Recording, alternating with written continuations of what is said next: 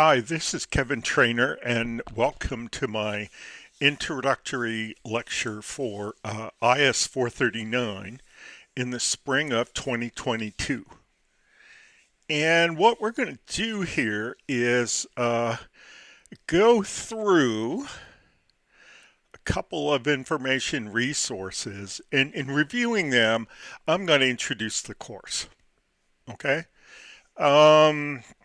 So the first information resource we're going to go through is the Canvas site for our course. And that's what I have up on my screen right now. In doing that, one of the things that I'll show you is that we have a link there to our weekly schedule. And that's where we have all of the information and content for the course week by week. Okay, and then the other thing that we're going to have a link to from our Canvas page is the syllabus for the course.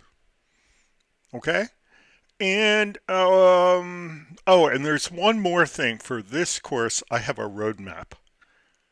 And there's a link to the roadmap for the course on the Canvas site as well.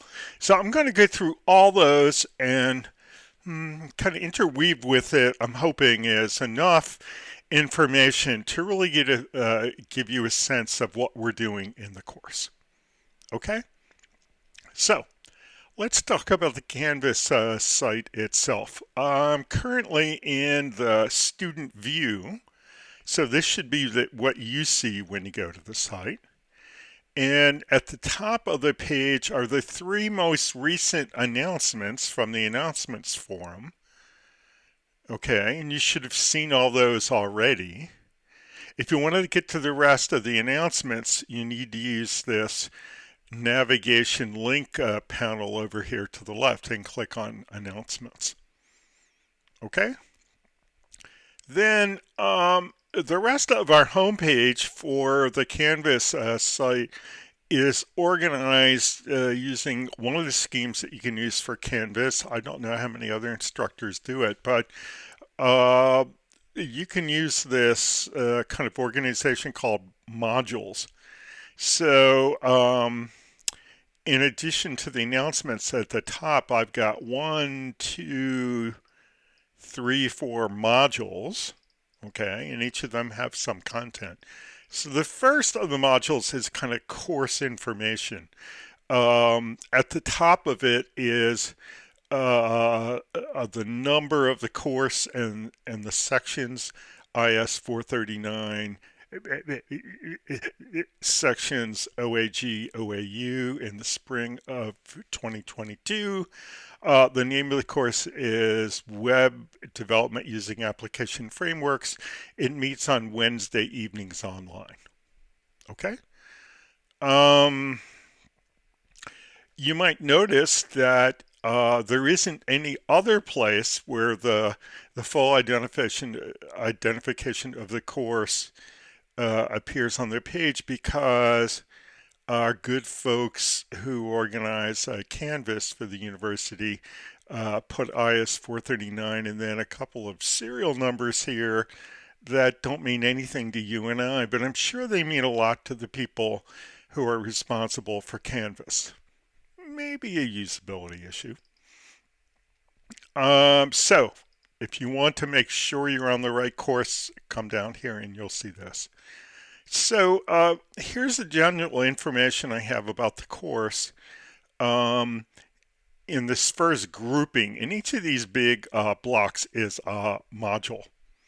So this is the first one. It has a link to the syllabus. It has a link to the roadmap. It has a link to the weekly schedule. And it's got some other information that I'll walk you through.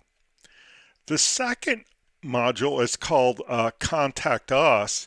And who do I mean by us? Well, I mean me, the instructor, and we've got two other people who are part of us. We have a TA and we have a grader. Of course, we have a lot of people in the class, and it's going to take quite a few of us to keep up with you and to give you the help that you're going to need. So there's a link to the instructor and TA details. I'll probably change the name of that because it's not just the TA, it's the grader as well. And some information on how to communicate with us using a service at desk system that I set up for this course, which is really kind of a help desk ticketing system. So that's contact us. We'll be back here. The third module is submit assignments. Here's where I'm going to have a link for each of the assignments that you have to hand in. Okay, and this will be the typical thing when where you click on it and you go to the Canvas submission activity.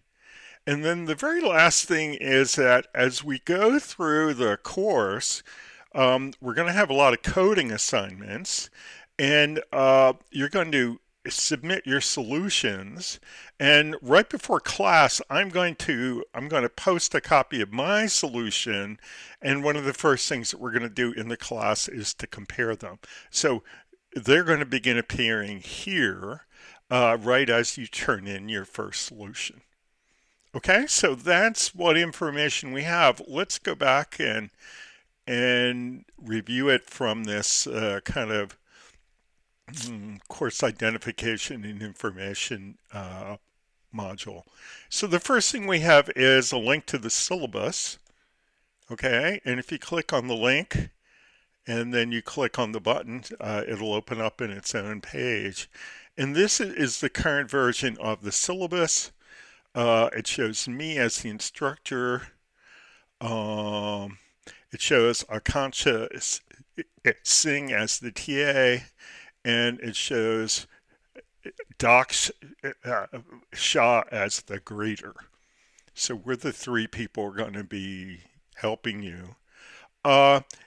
This will always be a link to the current version of the syllabus. So if I make a modification, I will re-link the new one here. And of course, whenever I make a significant modification to content, I make an announcement so that you will know to go access it. Okay, and we'll talk about the syllabus in the end of this lecture. Okay, so let's back up. Okay, and I'm going to close that other link. Okay, so we have a course roadmap. Okay, and again, I'm going to go through the roadmap in its own right, but this is a general overview of the course and the things that are going on during the course. Okay, and I think this would be a good time to talk about this one right now. Well, no, I won't talk about the concept, but there are, there are several things that are going on during the course. Okay, we do some administrative things for the course. I call that the administrative track. So week one is course startup. Okay, we're not working on the other tracks. We're just getting ourselves oriented, introducing ourselves, setting up tools, those kinds of things. The other thing I listed here was spring break for week 9. Okay. One big track that we're going to have is that we're going to be doing tutorials all the way through, and that's how you're going to learn the skills. So the first tutorial that we do is early on. We do a complete 1 week basic tutorial called Django Girls, and that just gives you a big overview of what you can do with Django. Okay, and then we work on a multi-week a tutorial called Easy University, um, in which we learn by building a um, a web application for a database for a university record keeping system. And it's called Easy University, uh, not because it's easy to get into the university or because it's easy to graduate for the university, but because the record keeping has been simplified in order to make this a straightforward application for us to design and implement. Okay, so we begin working on this tutorial track in the very beginning of the semester in week 2, and we continue through week 15. Okay, the last of the weeks in which we are going to meet is week 16. Okay, um, the next thing that we do is you're going to do a final project in which you're going to build a web application for a database-oriented record-keeping system, kind of like EasyU, but you're going to do it for some topic that interests you, okay? And you're going to be doing that about a week or two behind um, what's going on in the tutorial track. So in the final project track, uh, I think I'm showing you doing a kind of each of the things like a week after we do it in the tutorial. Okay, so you'll be following along there. And then the third thing you're going to do is you're going to write a framework evaluation paper, and I have you getting started on the brainstorming for that in week 4. And then you're going to work on the research and then the outline, then the first draft, second draft, and final revisions. And you're going to submit the paper in week 15, whereas the final project is going to be submitted in week 16, right? So both the final project and the framework evaluation paper are one, they make up a lot of the grade. Two, there's just one submission at the end. So I don't approve your topic and or review a draft. Okay. We can talk about a lot of things as we go through the course, you and I, and you and your colleagues, and we can share ideas and get feedback from each other. But each of these is a one-shot deal. Okay, the paper's due in week 15, and the final project is due in week 16. You do get feedback on each of the things that we do for the tutorial. Okay, so what do we do? Well, we do kind of a complete mini tutorial for Django girls in week 2, and then we begin to work on the EasyU. I call the Easy University, I call EasyU for short.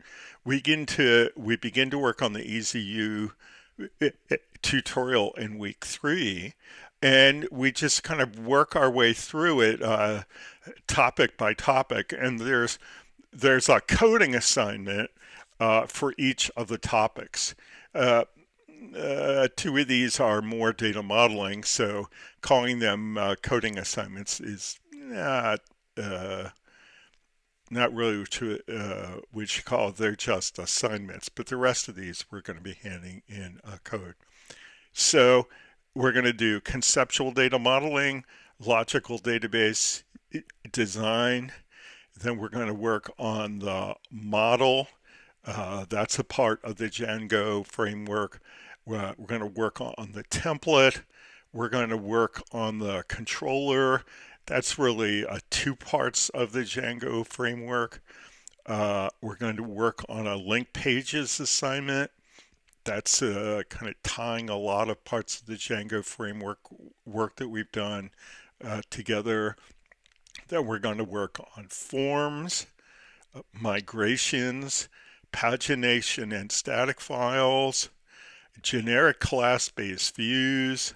Authentication and authorization is when we add the final touch where we only allow the users that we want to do the functions that we want to do with the system, and then we deploy. So the very last thing that we do is to actually deploy our system to a platform called Python Anywhere, which is a kind of a cloud-based hosting service that's friendly to Python, and it's friendly to Django, and it's a great place to deploy your Django app.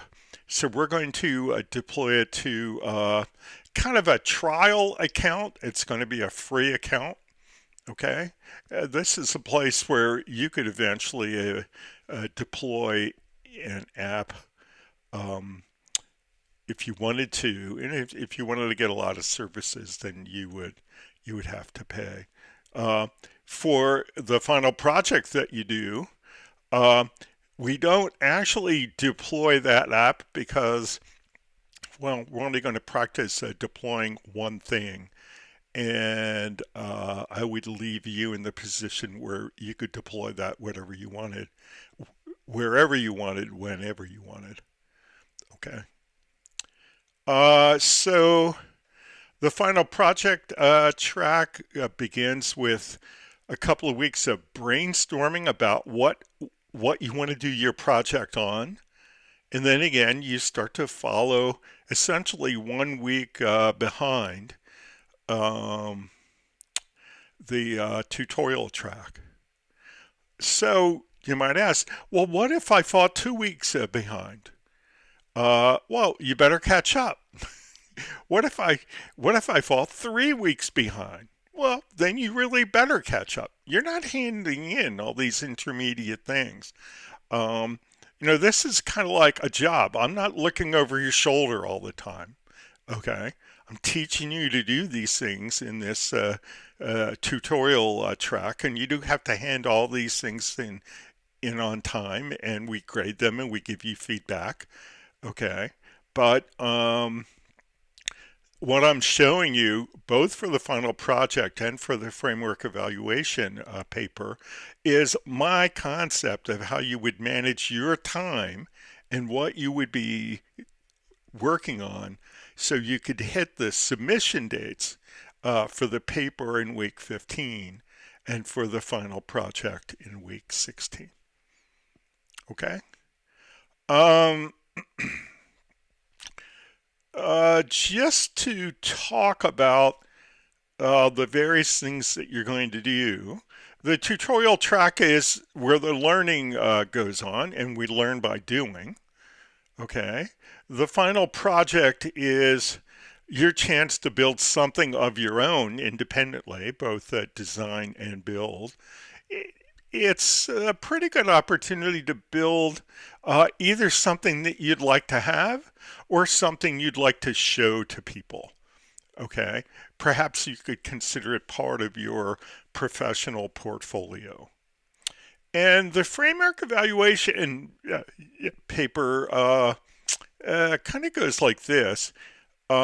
These frameworks, these web development frameworks, you're not going to pick one and use it for the rest of your life.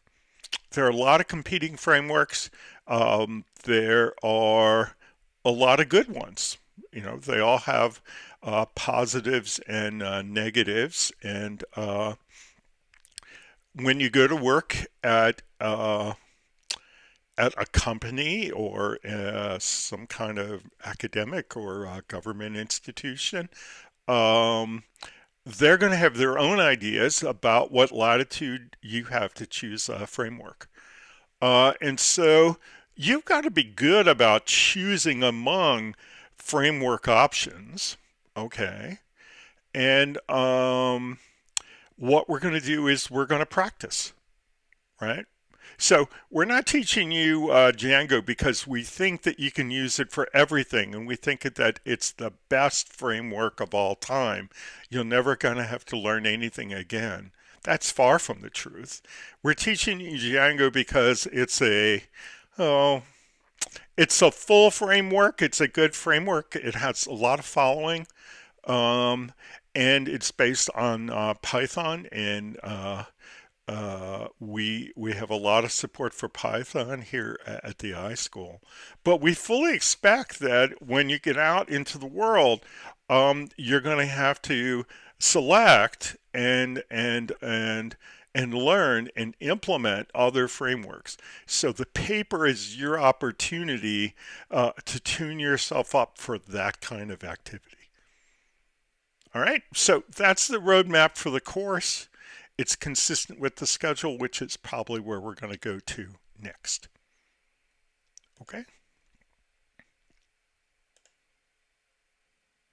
Okay. So here's the weekly schedule. All right. Let me go to it. This is the authoritative place where you can find all of our assignments and you can find all of the content. Okay. So if you've got any question, what's going on this week in the course, come here. Okay. And if things should change, I'll change them here. All right.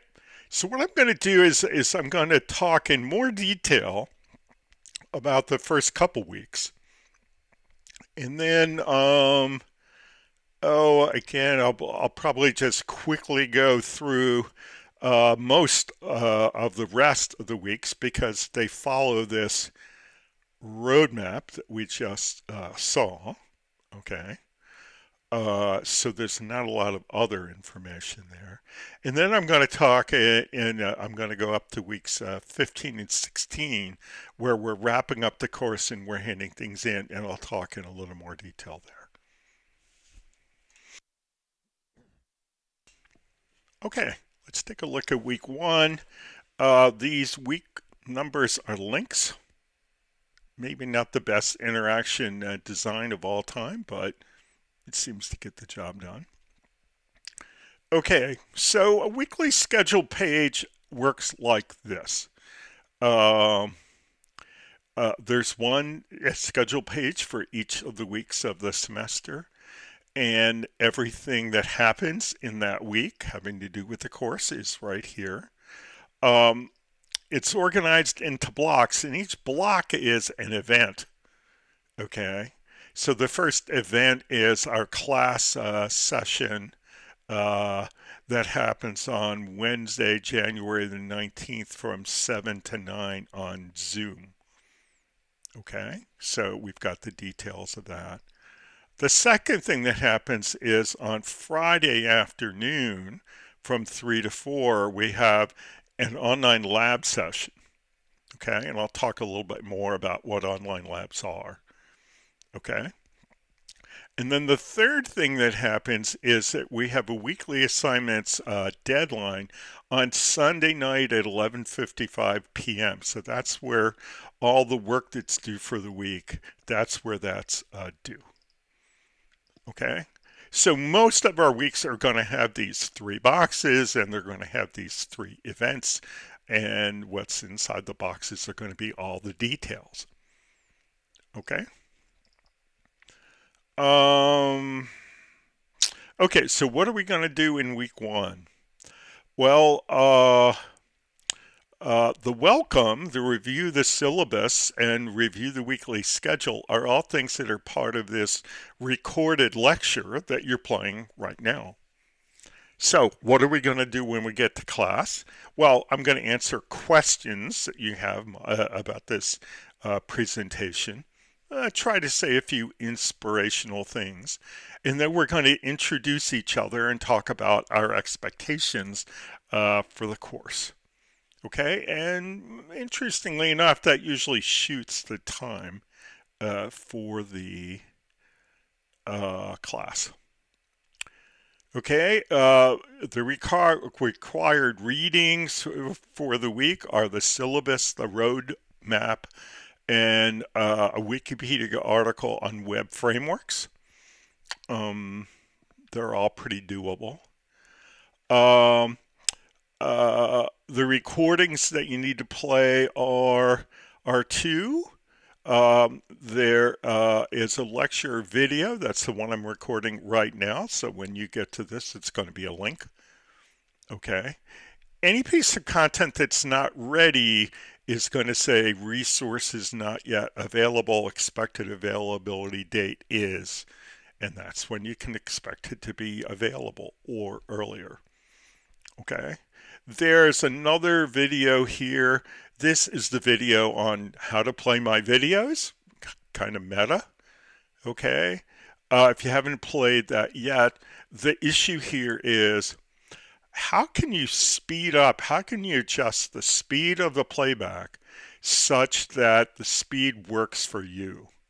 I've got a pretty deliberate pace. And when I play these, I play them at 2 times the normal pace. Now, that'll probably be fast for you. Because I know what I said. When I play these, I play them to uh, refresh my memory about the content for, whatever we're doing. But I think a lot of you are going to find the normal speed too slow. Okay, so play that, and it's going to tell you how to get away from having to listen to a plodding pace when that's not what you want to hear. Okay, in class, we're going to introduce ourselves. This is a class where I hope that we're going to learn a lot from each other.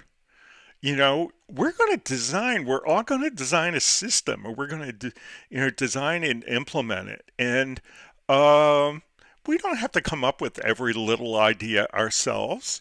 I'm going to break us up into groups a number of times, and we're going to talk about what our ideas are about the final project that we're doing and what problems we're having, what we'd like some feedback on. We're going to do that quite a few times with respect to the paper. Okay, so it's really important for me to get to know you, but it's also important for you to get to know each other because you'd be surprised at how much you're going to learn from ideas that your colleagues have. Okay, and this is where we get that started. Now, at the end of every class, most classes get done early. It's only a 2-hour class, but they get done early because there's a lot of recorded stuff. Okay, so there's a lot of time that it takes to play the recorded things for the week, and so I'm not going to keep you there for every minute of the 2 hours. Because that's going to be way too much time. Now, week 1 often runs to 2 hours because we have a lot of people to introduce themselves. That's definitely going to happen to us. We've got 50 people. So we might even run long, okay? We may have to do some of the introductions in week 2, okay? We'll find a way to get it done, okay? But the rest of the weeks, we're probably going to be ending early, okay? What we'll do then is that the rest of this Wednesday evening session will become a lab session, okay? Well, what's a lab session? Well, there's a full lab session on Friday afternoon from 3 to 4. So what do I say here in the write-up? Please drop by to ask a question, to discuss solutions to previous assignments, to get help with the current assignment, to discuss the final project, or just to say hello, please use the headset. Okay? So people who want help with something or who want to talk something through can do that at lab time. Okay, and I do that on a first come, first served basis. We do it in the open. A lot of times, I'll get, 7 or 8 people who come to a lab time, and we'll try to figure out who's going first and second and third. And while we're working through the questions and the problems of one of the people, well, then that turns out to be the same question or problem that one of the other people had. So sometimes as I get to the end of my list, and uh, I'll say, you know, what can I help you with? The person will say, well, you know what? Uh, the person who went, two people before me had the exact same question, and I thought we talked through it fine, so I'm fine. I just want to say hi. Okay. Who comes to lab session? Well, I've got a couple of people who, in every class, who come to every lab session. Okay. Um, just because they want to see what other people are asking. They want to know what's going on. They want to be part of things that are happening. Okay, so there's a hardcore of people who are always there.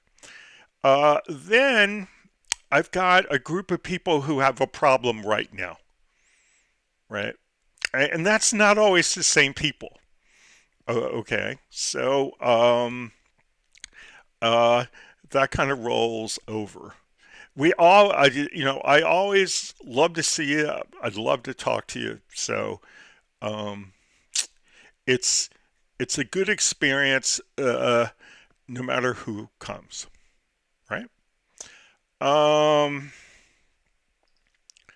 so that's what the lab is. So there really are two labs. The first one is right after the class period, and then the second one is on Friday afternoon from 3 to 4. All right. So the weekly assignments, normally the weekly assignments are something you have to hand in. Okay. Uh, in week one, it's all computing setup things, right? So I want you to learn about the service at desk and send a greetings post to the service desk. Install Anaconda. Install PyCharm Professional. Learn about a Git if you don't already know about Git. Install a graphical Git client. Uh, Sign up with an account with a Git remote repository service provider. Sign up for a Python Anywhere account. Okay. Now, normally these things are time sensitive and there's something that you have to hand into Canvas.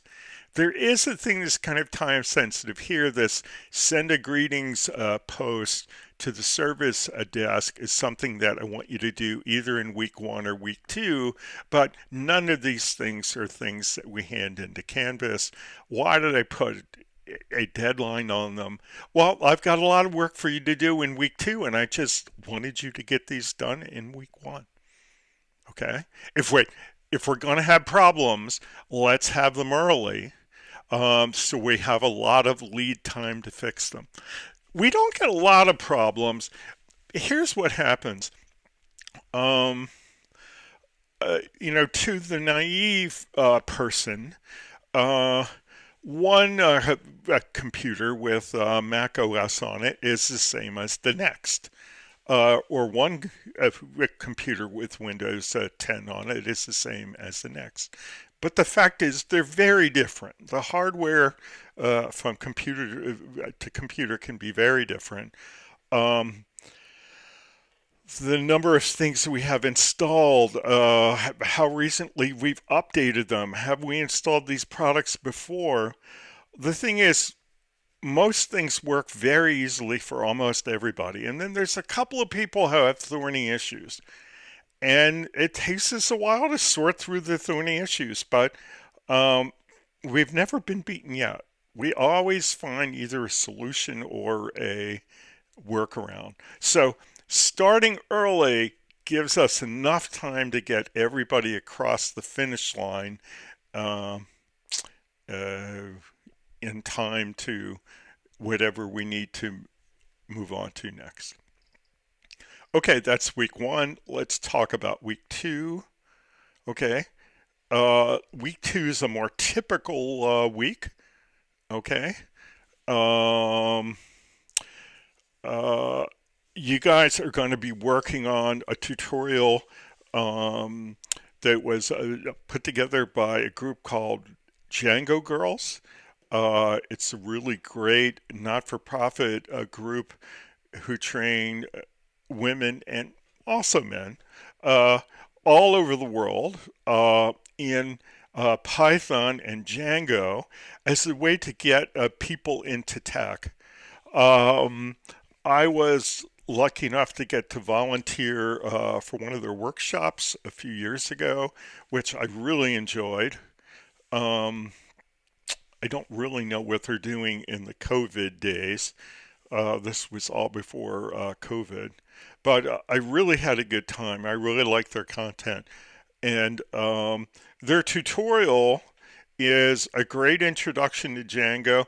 It's done by people in their organization, outside of their organization. So we're going to do that. The idea here is that you're going to get a chance to put together a Django app that's fairly complete um, from start to finish. Because, when we begin to work our way through the roadmap, uh, we're going to be building this week by week by week by week by week. I don't want you to have to wait till the end to finally see a whole application that works. So in this week when we're working on the Django Girls tutorial, you'll get a complete view of something small. Okay? So that's what we're doing that week. And the assignment is the Django Girls tutorial assignment. You will notice that the instructions and the tutorial videos of all these things, the content isn't available yet. I typically go through these things and check them before I turn them over to you, and I do that a week or two ahead. So I promise all these things by the beginning of the week, but I'll probably beat that. For instance, sometime later this week, I'll be going to the Django Girls site. I'll be testing my solution. I'll be playing my tutorial. I'll be doing things to make sure that I think that all the content I'm giving to you is going to work. One of the things that you're going to find about technology like this is as versions change, um, uh, the configurations are pretty perishable. So I try to do a lot to make sure that each of these assignments is not broken in any way before I turn on all the content. Okay, but if you want to go to the Django Ghost tutorial page, there's a link here. I recommend that you use the English version because it's the most up to date, and because we learn in English at the iSchool, that's good for us. Okay, so that's the Django Girls tutorial.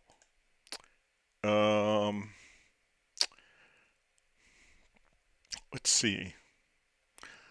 All right, so the next week we're going to work on data modeling.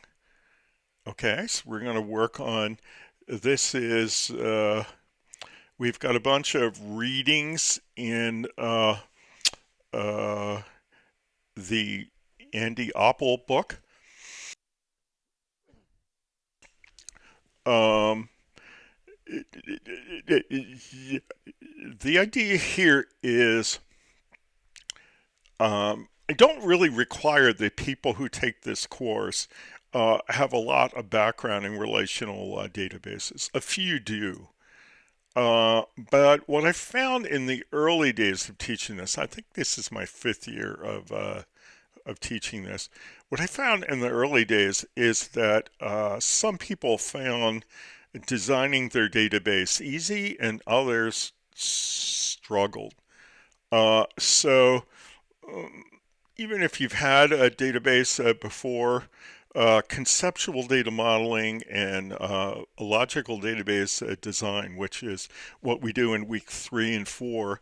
Revisiting that is always a good thing. I mean, every time I teach it, it's a good thing for me, right? So in week 3, we're doing conceptual data modeling. In week 4, we're doing logical database design. Uh, and what we're going to be doing, the assignment is we're going to be coming up with the design of the database for the EZU project. Oh, okay. Now, uh, these skills are important for you because you're really going to need them when you design your own final project. Okay. Uh, and again, I found that the skills that people had and how facile they were with coming up with a database design uh, varied wildly. Okay, and I've been using this as the great equalizer. All right. Um, then we start on building the EZU application. Okay, so we begin with the model. The model is the part of a Django that handles the relational database. Okay, so um, it's very powerful, super convenient, a lot of fun. Okay, so that's what we're going to do in week 5, the model. In week 6, we're going to do templates. The templating package that Django has is, I think, pretty powerful. Um, it allows us to write the code that generates our HTML pages and inserts our content into them in a really convenient way. Okay? Um, and I think that's kind of fun, and I'm hoping that you're going to like that. The week after that, we go to the controller. So, Django is based on model view controller architecture. Model view controller architecture is a separations of separation of concerns architectural pattern where we take our web application, our dynamic web serving application, and we break it up into parts. And the initial version of this, there was a model part, there was a view part, there was a controller part. Okay. And when we get to this part, we learn about all that. Um, in Django, the controller part is made up of uh, 2 parts. The URLs at .py and views .py. It's an unfortunate conflict with the naming in MVC, Model View Controller, but I think we get past that. So um, in this week, we're working on URLs.py and views.py. Okay. In the next week, we're working on the link pages assignment. So this is the part where we pull it all together and we start to populate the pages where it starts acting like a real website. Okay. So we're pulling together uh, the models, the views, the templates, and the URLs .py. So by this time, we have all the big pieces involved, and we've got something that's starting to look like uh, a real dynamic website. On week 9, we're going fishing. Okay, spring break. The only thing that I ask is that you come back, come back alive, so come back, and come back healthy and safe. Okay? The week after, we're going to work on forms. Forms are a capability that Django has that generate web forms. Okay, and web forms, when you're doing without a forms engine like Django has, can be a lot of programming work. And the Django built-in forms engine really saves you a lot of work. It's not too hard to learn. It's pretty thoughtful the way they put it together. And again, I think you're going to like that. Next, migrations is going to be what we're doing in week 11. And migrations have to do with how we keep the data model that's in our Django application, how we keep that coordinated with the data model as expressed in the relational database. And we do this by a feature called migrations.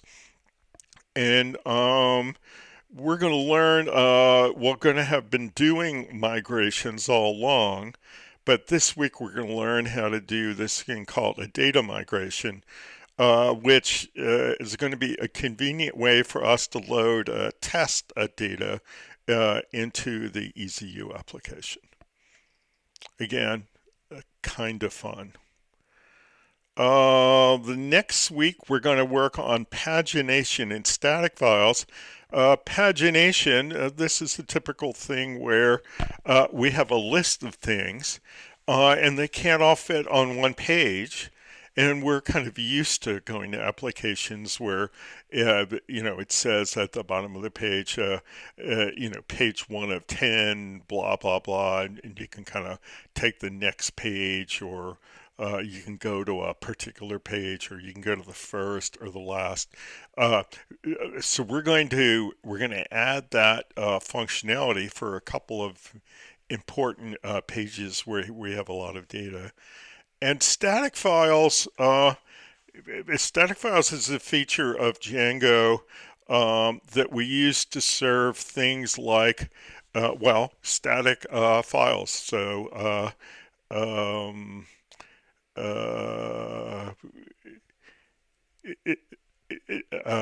CSS, images, those kinds of things that it don't change. Okay, they're files that the server needs to send to the client browser. And there's a really good, pretty efficient scheme for that in Django, and it's called static files. So we're going to learn that week. Week 13, we're going to do generic class-based views. Okay. In Django, there's a module that we build called views.py, and it does all the heavy lifting for our application. And it's where all the action is. And over the life of this project, we do 3 different versions of this. So we start with a simple version early on, and then we refactor that into a better version. And here we refactor it again into the best version. And what's the benefit of every time we refactor the views? The code gets shorter and easier to maintain. Okay, so this is the version of views that we land on in the end. Generic class-based views. And authentication and authorization. Now, this is something I think that's going to be pretty important. It's pretty important to EZU, Okay, and it's going to be pretty important to your application, and we deal with it pretty late in terms of when we really build the capability. We're not doing it until week 14. So, um, just as a heads up, when we're doing the database design, I'm going to show you the database design that we use for authentication and authorization. There's a built-in uh, capability um, for authentication and authorization. So we're going to be using that, but we're going to be talking about the design for this way back when we're talking about the data model in weeks 2 and 3. And here we're really going to build it. Okay. So when we're done with this, it's all built. Okay. It's ready for production. Okay. In week 15, we're going to do the deploy. Okay, we're going to deploy to this Python anywhere. Uh, where could you deploy? Well, you could deploy to, my Django apps are deployed at my on a virtual private server um, at my internet service provider. But you can deploy Django apps in the cloud proper, and a place where we're going to go, Python Anywhere. That's a good provider. There's another provider that is pretty well known called Heroku. A lot of people deploy there. That's sort of a head-to-head comparison with Python Anywhere. You could do it with Amazon Web Services. Okay. So when we practice deployment here in week 15, uh, we're going to deploy EasyU at Python Anywhere. Um, it's free, it's pretty easy to do, and it's really fun to be able to have your application up there and run it. It's very nice. The other thing that's due in week 15 is this framework paper. Okay. Um, Again, throughout the semester, you're working on your final project and you're working on your framework paper. So when we come to the week, you have to hand them in. You're going to have them ready. Okay. And then in week 16, okay, uh, we're going to use the class as an online lab. We're just working on the final project at that point, putting the final touches on the final project. So the Wednesday class is going to be an online lab. There's no lab session on Friday. It's already final exam period. The final project is due on Friday night at 11:55 p.m. Okay. Um, You will notice that the instructions are not on here yet for either the final project here, or if you go back to week 15, or for the um, framework evaluation paper. And again, I just have to clean them up and make sure that they're current and those kinds of things. Um, if we go back here to the roadmap, okay, we're going to be brainstorming about the final project in weeks 2 and 3. Before the start of week 2, you're going to have the full instructions and grading rubric and everything for the final project. Okay? Okay, so you're going to have that by the beginning of week 2. We're going to be doing brainstorming on the framework evaluation paper beginning in week 4. So you'll have the instructions and the grading rubric and all that stuff on or before the beginning of week 4. Okay, so um, content will be appearing in the weekly schedule on a rolling basis, and you'll have it as you need it or before that.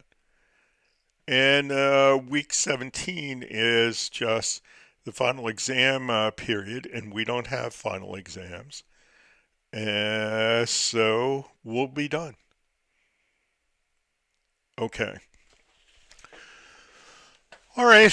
I know that's a lot, but there's more to talk about. So I'm going to take a short break here. I say that you do the same thing. I'm going to take a short break. I'm going to pause this, and then I'm going to come back, talk you through the syllabus. I'm not going to talk about things I've already talked about before. So it's going to be kind of a sprint through the syllabus. Okay. So I am going to find my little pause button. Here it is. So I'm going to pause and I'll be back in a minute. Hi, I'm back from break and I hope that you are too. So we need to talk about the syllabus. Let's do that. Okay. Let me bring over my PDF of the syllabus and we'll talk that through. Okay. There we go. Okay. So the basics. This is web development using application frameworks. IS439. This section is OAG OAU. We're in the spring of 2022. I'm Kevin Trainer, the instructor. I've got two students assisting me. Akansha Singh is the TA, and Daksh Shah is the grader. We've got 50 students in the course, so there's a lot of grading to be done. There's a lot of helping to be done.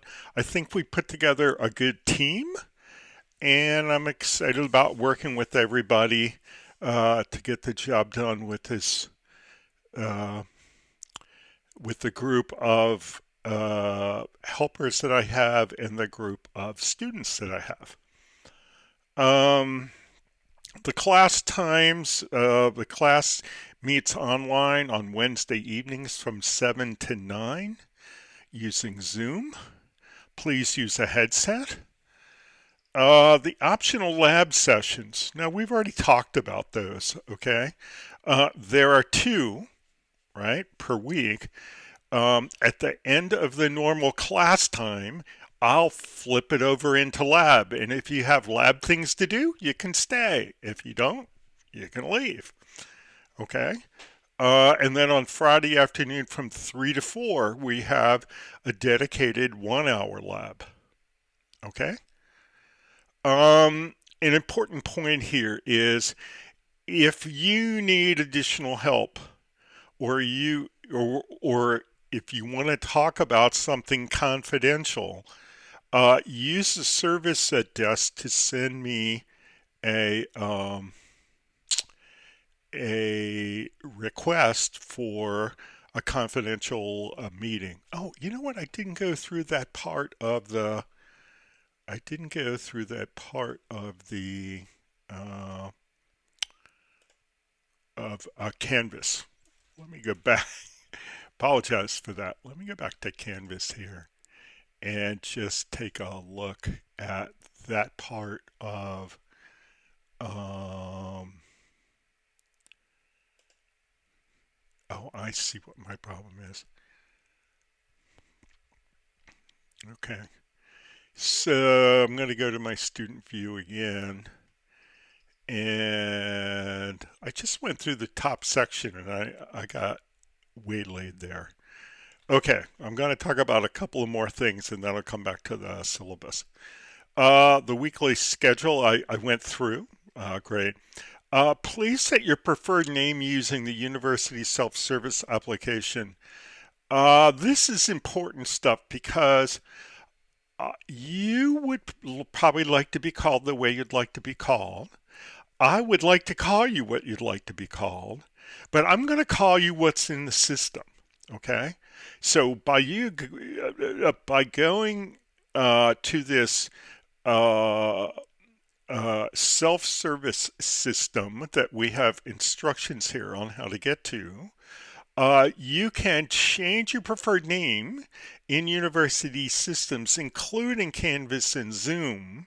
And I'd like you to do that as soon as you possibly can, even before the first class if you can, and certainly immediately after if you're not able to make it, such that there's no confusion about what we're calling you. Okay? So please do that. Okay. There's a link here that I got from the folks in ITD that shows you how to get to the wiki and the website and the Moodle and how to get help from the help desk. These are all links that are there for your convenience. Open discussion forum. Okay. This forum is for you students to communicate with each other on topics of interest. Okay? I contact and I will monitor the post and we will contribute from time to time. But this isn't the place to get our help or ask a question. The service desk is the way to do that. Okay? And I'll talk about the service desk in a minute. Okay? This might be a place where you could get help from a fellow student, right? Okay, so I'm not saying that you can't get any help here, but this is primarily for students communicating with other students. Okay? Zoom meetings. There is a list of all the Zoom sessions, and they're organized class, lab, class, lab, class, lab, all the way down. So when it's time for class or time for lab, you come here to Canvas and you come to the Zoom page, and the session you're going to want is going to be right at the very top, and you're going to click join, and there you go.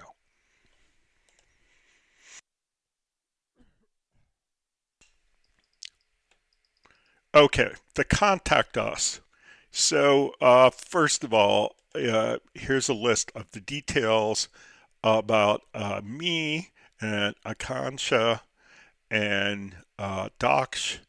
Okay, it's really just our names.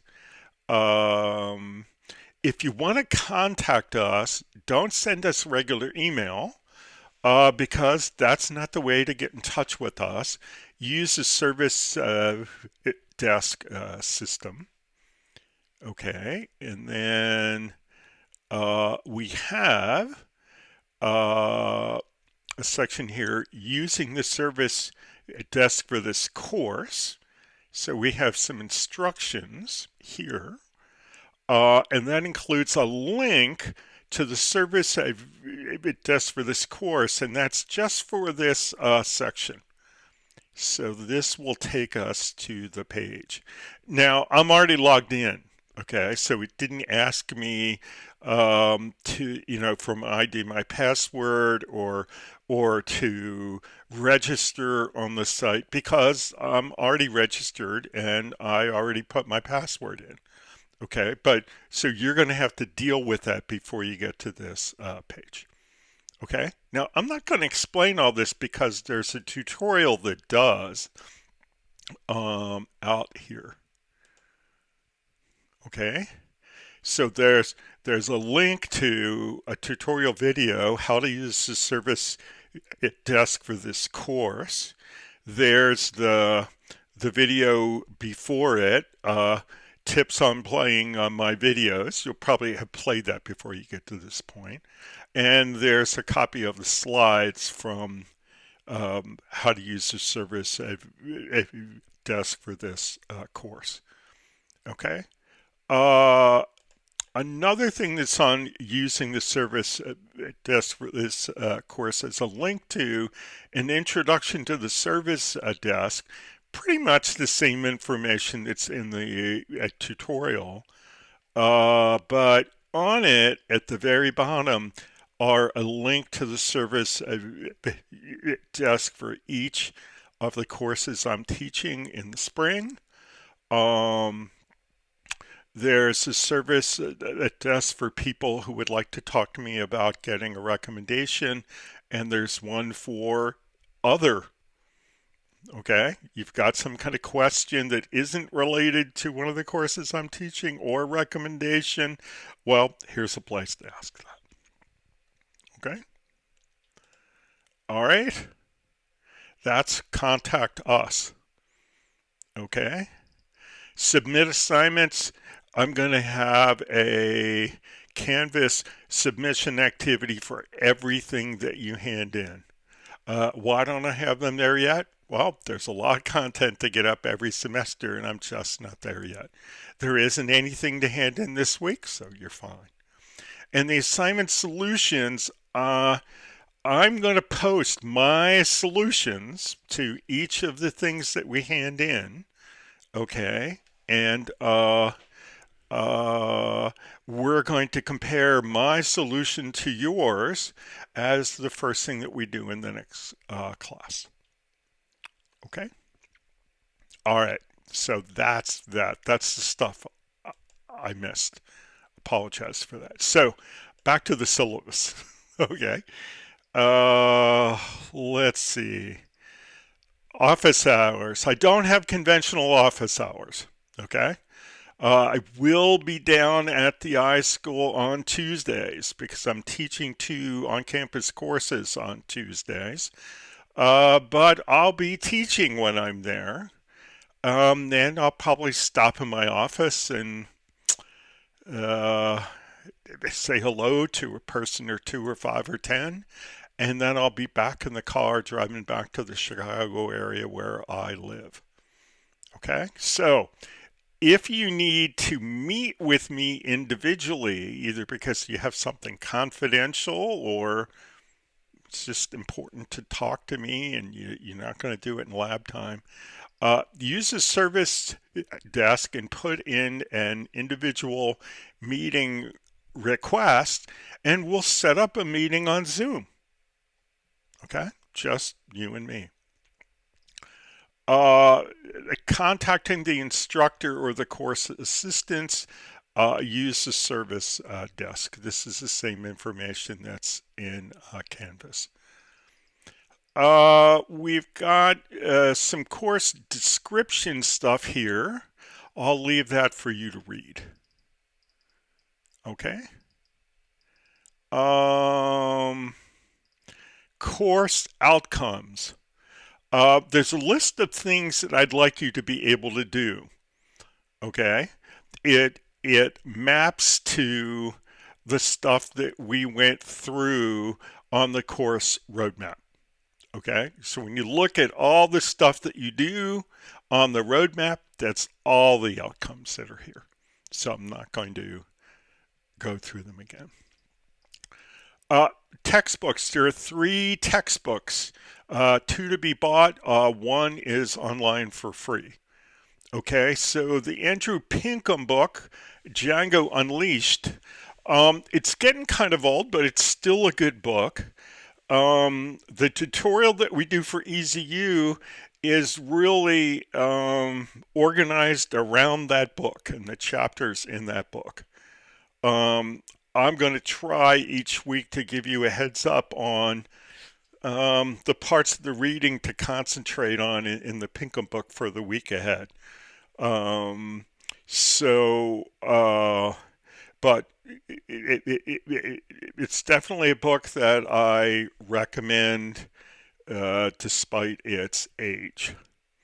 Every semester, I look for another book that's better, and I find ones that have interesting aspects, and I come close to changing the book, and I really think about it long and hard, and I decide to keep this. Now, one of these semesters, the Pinkham book is not going to make the cut, but it's still a pretty competitive book given its age.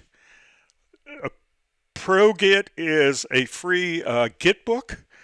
You can buy a paperback copy of this. I did long ago. I regret it because I don't even carry it around because I have access to the free online version. There's always been a free online version of this book. It's a great book. And the Andy Oppel book, Data Modeling: A Beginner's Guide, a very affordable paperback book. I used it, I think, 3 different courses. It's a good book to have. He's a good author. Um, and I think he explains data modeling and database design very straightforwardly and very practically. So definitely a good book to have on your bookshelf. So please get that. Technology requirements. You're going to need a computer to use for the course. I recommend that you use one that runs Windows 10, the recent version of Windows 10 or the recent version of Mac OS. Could you get this thing to run with the Windows 11?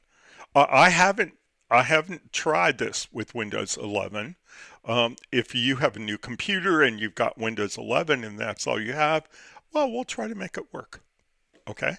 Um, don't install Windows 11 on your computer that's already got Windows 10 before you do this course. Wait till after. Okay.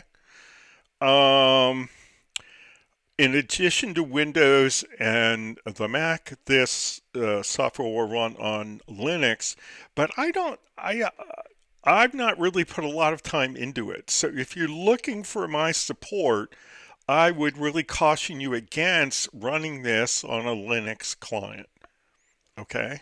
Because you're going to wind up supporting yourself, okay? The schedule, here's a link to the schedule. If the schedule should change, I will update the schedule and then I will post an announcement on the announcements forum for our Canvas site, and you should get an email. Okay? Readings. Okay. Please do the readings. If I think that some of the readings that you don't need to read the whole chapter, or there are parts of the chapter you should concentrate on and which ones you shouldn't, I'll tell you a week ahead of time. Okay, so one of the things that we'll do before we leave class is this really applies to the Pinkham book. I'll kind of say which parts of the chapter to concentrate on. Okay, but then do that part. Okay. The lectures. Some of the lectures are recorded. A couple of things I'll do in person during class. Some classes won't have a lecture. I'll give a couple of highlights. I'll talk about the reading. I'll ask for your questions, and then we'll go on. The tutorials are pretty substantial. There's a lot to play. So if I don't have something to lecture on, I'm not going to take up your time by doing it in class or creating the video if that's not the emphasis for that week. Okay? The tutorial videos, there are 2 kinds. One kind is like how to install stuff. The other kind is coordinated with the coding assignments as we go through the EasyU tutorial. But typically, I will do this. I'll take the code that we're going to build for the week, and let's say we're going to do 3 different things. Okay. Typically, each thing that we do it for 4 or 5 subparts or 8 subparts, right? We'll do the coding together. Okay, you'll be able to follow along with me on the tutorial for three of the parts or four of the parts, and then I'll turn you loose on your own on the next four. Then we'll go on to the next bit, and I'll show you half, and then you'll do the other half on your own. So that's the typical style of the tutorial videos. Okay. Um, the coding assignments are to do for the most part. They're to do the tutorial. To follow along with the work on EasyU. Okay. Uh, each of the things that you're going to do, it's going to be broken up into exercises, which will be parts of what you have to get done. There are two kinds of exercises in a typical assignment. There's regular exercises that you're expected to do. If you meet all the expectations, on the regular exercises and you turn it in on time and you name everything the right way, you'll score a 95. Okay, so it meets expectations on everything, gets you a 95. There's always a challenge exercise where you could get yourself from a 95 to a 96, a 97, 98, 99, or 100. Challenge exercises are harder. Um, there's no tutorial for them. They're challenges.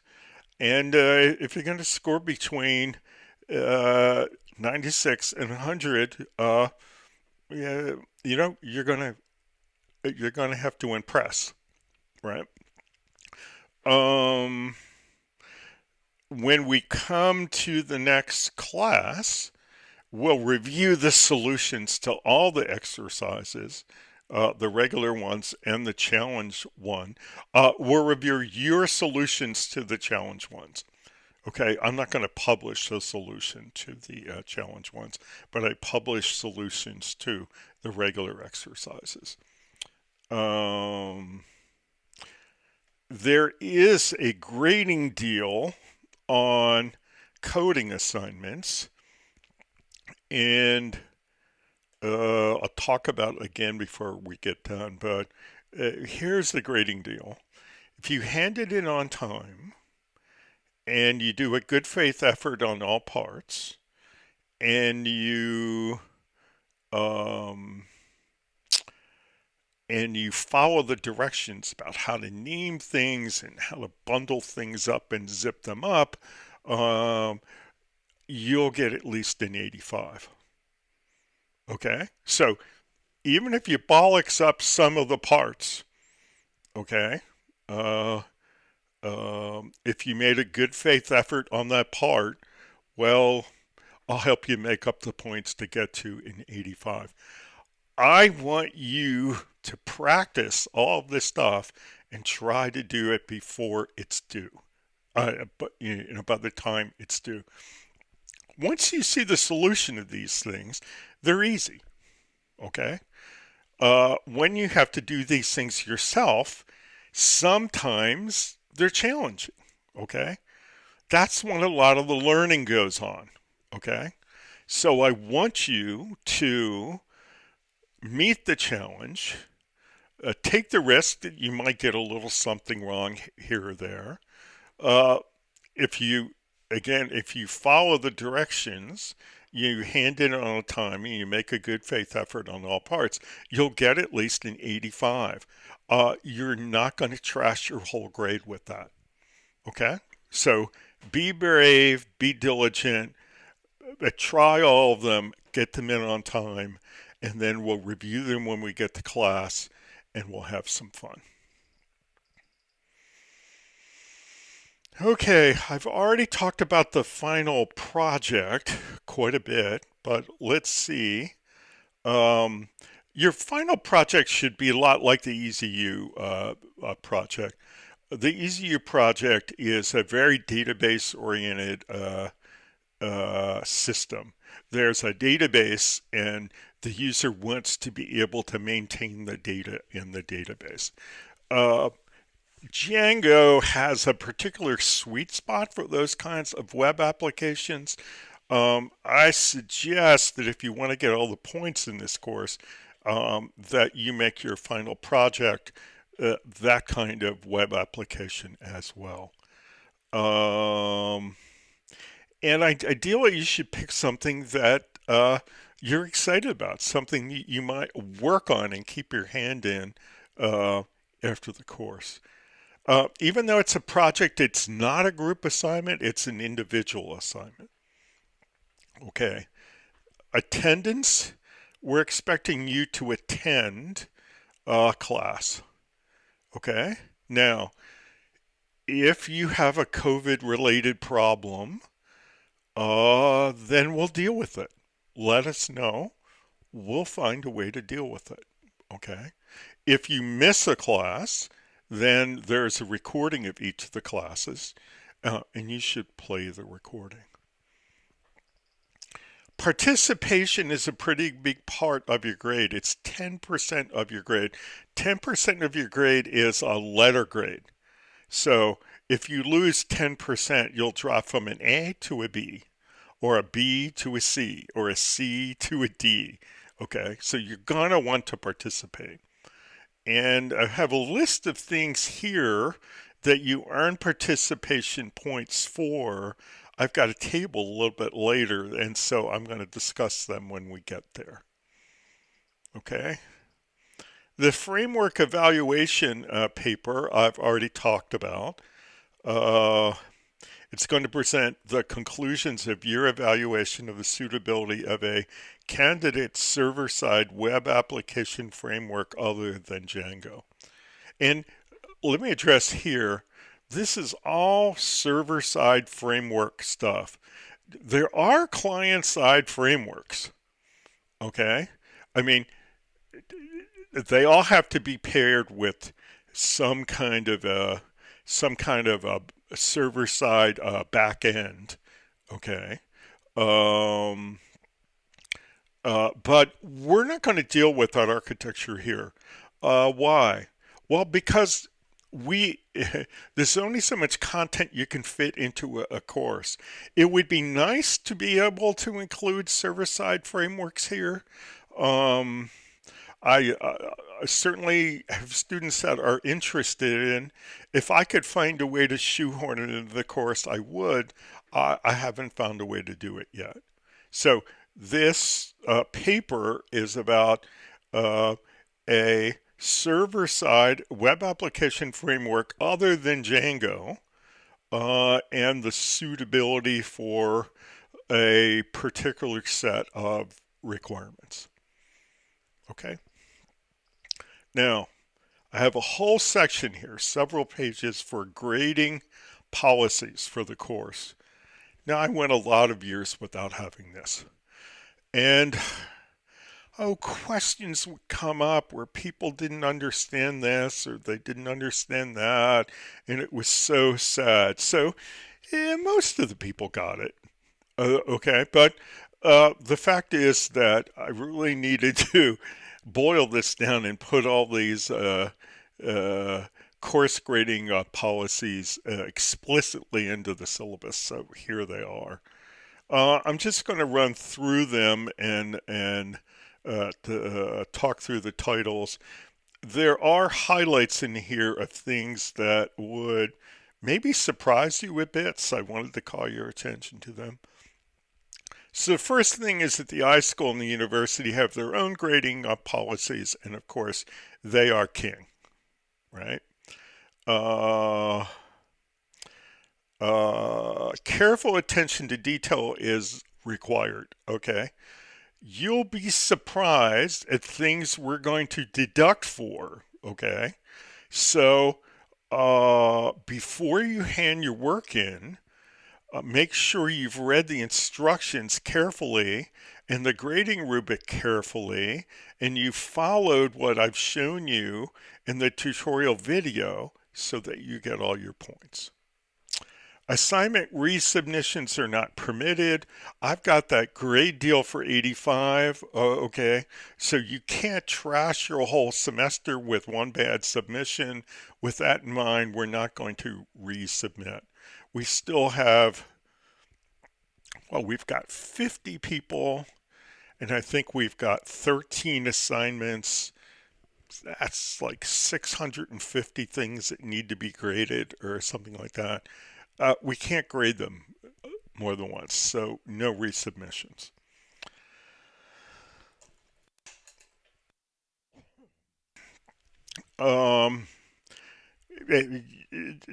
Deadline extensions must be requested before the deadline.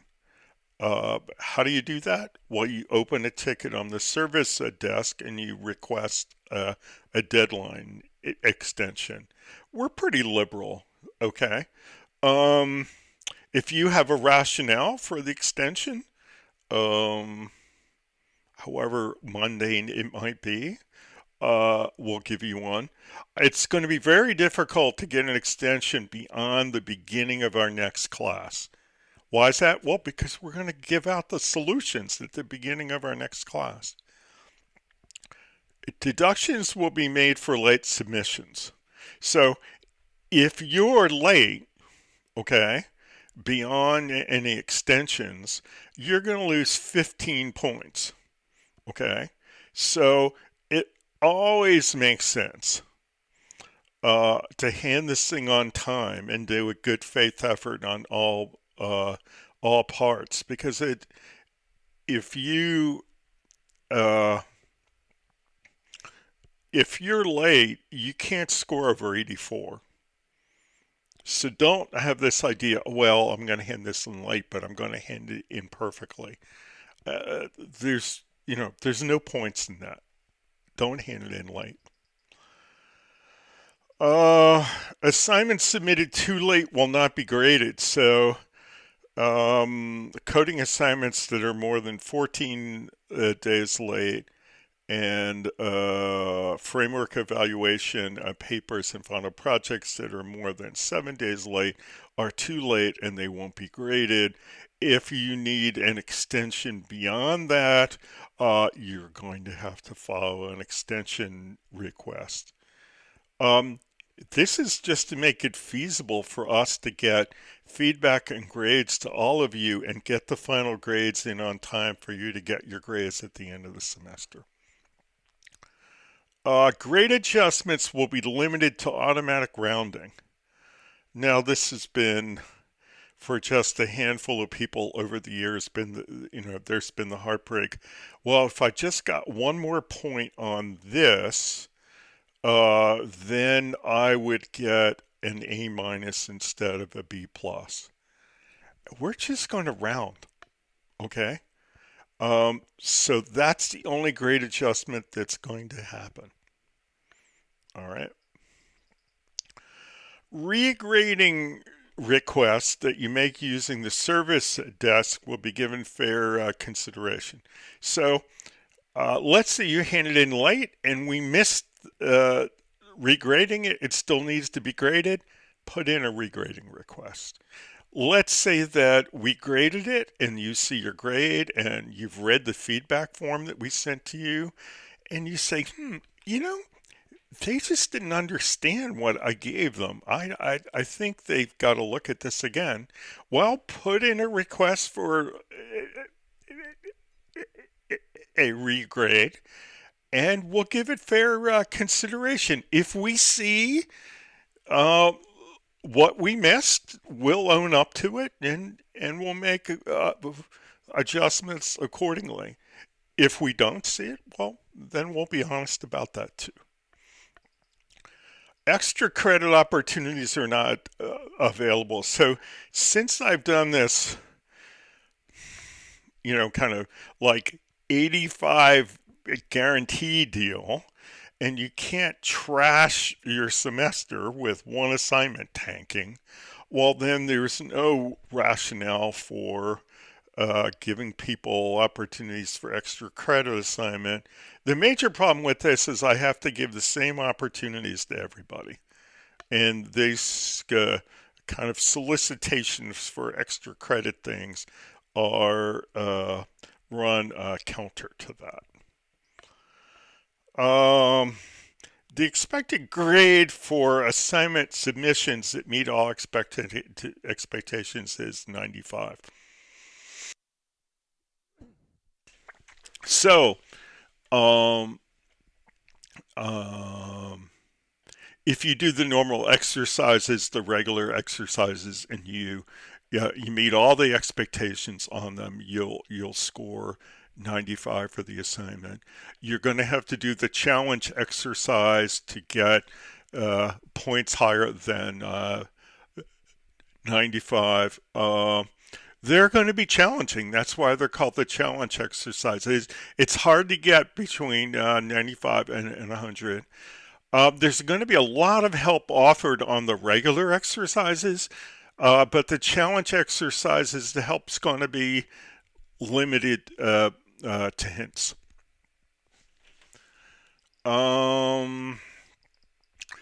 Now this number 11, coding assignment submissions that meet certain criteria are subject to a minimum score, I guarantee. So you need to submit your work in a properly named and formatted file, submit your work by the assignment deadline.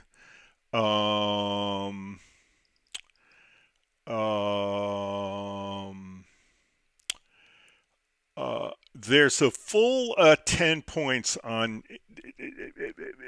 it's submitting a properly named and formatted file to the Canvas assignment submission activity. You'd be surprised at how many people screw this up.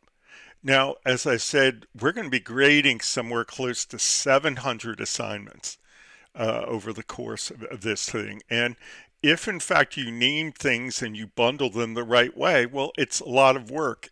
If you name them wrong and you bundle them the wrong way, then it's twice as much work. It's 3 times as much work. That's why we give you 10 points for compliance. And then on the work itself, okay, a minimum of 75 points will be awarded for submissions that are submitted on time that demonstrate good faith effort on all parts of the assignment. Late submissions will be awarded 75 or fewer points in this category. So if you get it in on time and you make a good faith effort on all parts, and then you do the file the right way, well, then you'll get the 75, and the 10, you'll get 85. So that's a pretty good deal. Now, participation is going to be graded on points. So you earn points throughout the semester. At the very beginning of the semester, you can earn 10 points for sending a greetings post to the service desk. You'd be foolish to not do that. And then in each class, there's opportunities to earn points by making a speaking contribution is worth 2 points. Typing in a chat is worth 1. If you present your coding assignment solution to the class, that's worth 5 points. Or if you're the spokesperson for your breakout group, that's worth 5. At the end of the semester, we add up all the points that you've earned and we grade them on a curve. Okay? And how do we do a curve? Well, we take the points, and there's usually a big spread in the points that people get, and we figure out what your percentile rank is for points. And if you're in the 50th percentile, then you'll get 90. If you're in the 75th percentile, you'll get 95. If you're in the 99th percentile, you'll get 100. And then on and on. If you're in the 10th percentile, you'll get 70. If you have fewer than 10 participation points, you'll get 0. Okay, so you want to make sure you don't get a 0, send your greetings post.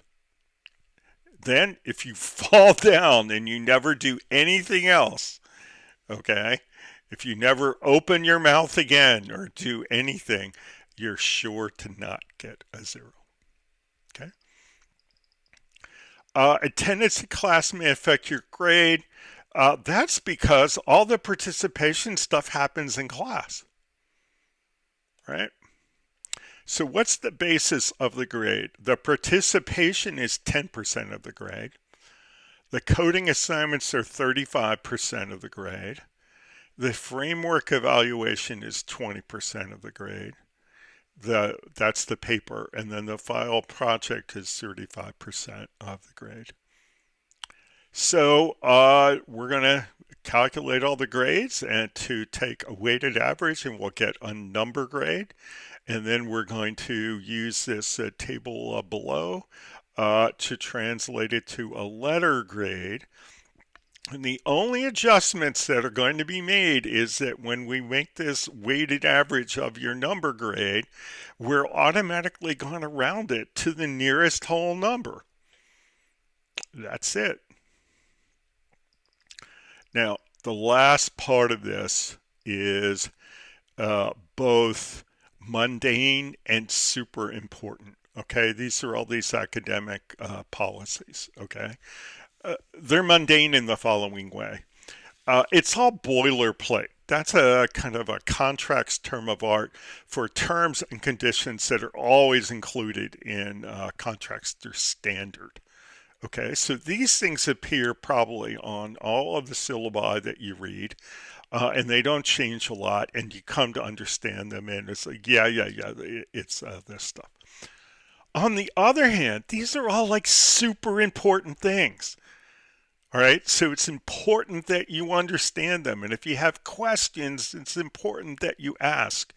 And if it's the kind of thing where you're entitled to help, or you need help, it's important to ask for help. And even though I might not be the person to give you the help, I'm the person responsible for introducing you to people who will get you the help. So please take this seriously and take my offer seriously that I do want to help. So here's the kind of stuff that's here. I'll leave you to read the details.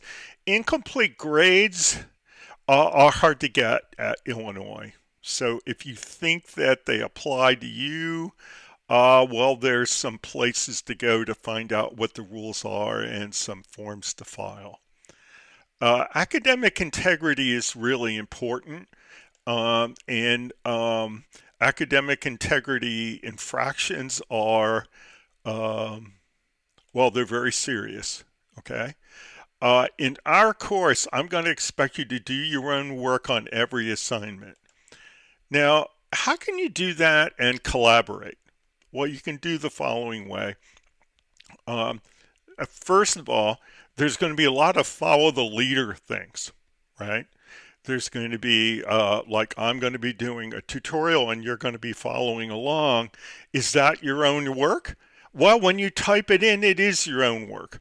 So you should be typing in all your own work. You should never be handing in somebody else's file. Okay? And then beyond that, what if you talk to somebody about the work, or what if you see somebody else's work? Well, if you can kind of remember it and type it in, well, then I guess it's yours. Now, if other people are having problems, don't just give them your code. Okay, that's not going to help them learn. Okay, review their code with them. Okay, give them your advice. Point out where you think things are going wrong. Maybe give them a small snippet of code, but don't give them your code.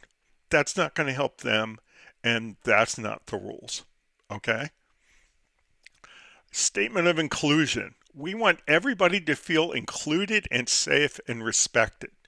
Okay? That's really important to us. So it's important for us all to do our part. And if you have a problem or if you have a question, please come to me. Religious observances.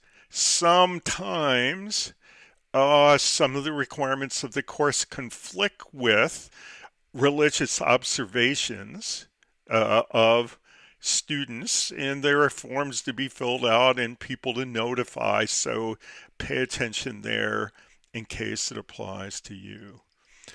Accessibility. Um, all of us are differently abled. Some of us are uh, differently abled in significant ways. You may be entitled to accommodations. This Disability Resource and Educational Services group is very good and very professional. And if you think that you might be entitled to some accessibility help, please contact them. Okay? And of course, I'm always here to coordinate it with any DRES accommodations that students might have. Now, we got a bunch of COVID things here. Oh, we only have one COVID thing here because it's an online course. How about that? So there's an iSchool COVID statement here about keeping us all safe. The biggest issue for an online course is, what if you get a COVID or somebody you care for does? Let us know, okay? Read through this. We really want to get everybody through the pandemic. That includes you, okay? So if you need us to help you or to make accommodations for you, let us know and we're going to do our best. Okay, so that's it. A little long-winded, but that's me, unfortunately. Um, I think this is a super fun course. It's a ton of hands-on. It's really practical. Um, in terms of the big things that you're going to hand in, your final project and your paper. Um, you can you can build things and research and write about things that are useful to you. Okay, things you want to know, things that you want to do. Okay, um, I love this course, and I hope that you do too. So I'm looking forward to meeting you on Wednesday evening. We're going to try to move a little fast since we have so many people. Please read through all this stuff and get ready. And I'm going to see you on Wednesday night. I'm going to say bye for now. Bye bye.